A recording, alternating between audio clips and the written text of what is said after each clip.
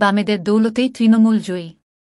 বিজেপির বিপর্যয় নিয়ে 12 আসনের অঙ্ক বিশ্লেষণ শুভেন্দুর মুখে। বৃহস্পতিবার রেড রোডে বিজেপির পশ্চিমবঙ্গ দিবস পালন কর্মসূচিতে সংবাদমাধ্যমের মুখোমুখি হন বিরোধী দলনেতা। সেখানেই লোকসভা নির্বাচনে সিপিএমের ভূমিকা নিয়ে প্রশ্ন তোলেন তিনি। লোকসভা নির্বাচনে পশ্চিমবঙ্গে বিপর্যয়ের সম্মুখীন হয়েছে বিজেপি, আর সেই বিপর্যয়ের জন্য সরাসরি সিপিএমকে দায়ী করলেন বিরোধী দলনেতা শুভেন্দু অধিকারী। বৃহস্পতিবার রেড রোডে বিজেপির পশ্চিমবঙ্গ দিবস পালন কর্মসূচিতে সংবাদমাধ্যমের মুখোমুখি হন শুভেন্দু। সেখানেই এক প্রশ্নের উত্তরে সিপিএম নেতৃত্বের প্রতি খড়গহস্ত হন তিনি। সরাসরি না বললেও সিপিএম এবারের ভোটে শাসকদল তৃণমূলকে সাহায্য করেছে বলেই ইঙ্গিত দিয়েছেন তিনি।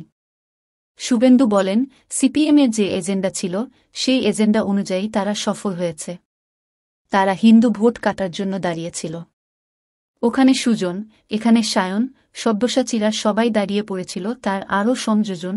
এটা পিন্ডি জোটের কৌশল।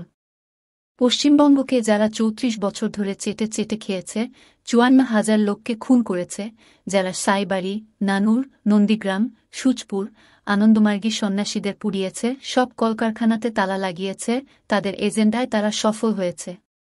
কিন্তু সময় কথা বলবে। বিরোধী দলনেতার দাবি, এবারের লোকসভা নির্বাচনে কমপক্ষে 12টি আসনে বাম প্রার্থীরা ভোট কেটে শাসকদল তৃণমূলকে জিততে সাহায্য করেছেন। 2021 সালের বিধানসভা ভোটেও একই কায়দায় 50টির বেশি আসনে বিজেপিকে হারিয়ে তৃণমূলের জয়ের পথ মসৃণ করেছিল সিপিএম তথা বাম দলগুলি। মূলত যেসব আসনগুলির কথা বিরোধী দলনেতা উল্লেখ করেছেন সেগুলি হল যাদবপুর, হাওড়া, দমদম, তমলুক। যদিও তমলুক লোকসভা আসনে বিজেপি প্রার্থী প্রাক্তন বিচারপতি অভিজিৎ গঙ্গোপাধ্যায় 60,000-এর বেশি ভোটে জয় লাভ করলেও বাকি আসনগুলিতে জয় পেয়েছে তৃণমূল। যাদবপুর লোকসভায় তৃণমূল সাংসদ সায়নী ঘোষ বিজেপি প্রার্থী অনির্বাণ গঙ্গোপাধ্যায়কে হারিয়ে জয়ী হয়েছেন 2,58,201 ভোটে। আর এই কেন্দ্রে সিপিএম প্রার্থী সৃজন ভট্টাচার্য পেয়েছেন 2,58,712 ভোট। আবার দমদম লোকসভা কেন্দ্রে তৃণমূল সাংসদ সৌগত রায় বিজেপি প্রার্থী শিলভদ্র দত্তকে হারিয়েছেন 70,660 ভোটে। এই কেন্দ্রে সিপিএম প্রার্থী সুজন চক্রবর্তী পেয়েছেন 2,40,784 ভোট। আবার হাওড়া লোকসভা কেন্দ্রে তৃণমূল সাংসদ প্রসূন বন্দ্যোপাধ্যায় বিজেপি প্রার্থী রথীন চক্রবর্তীকে হারিয়েছেন 1,69,742 ভোটে। সেখানে সিপিএম প্রার্থী সব্যসাচী চট্টোপাধ্যায় পেয়েছেন 1,52,005 ভোট।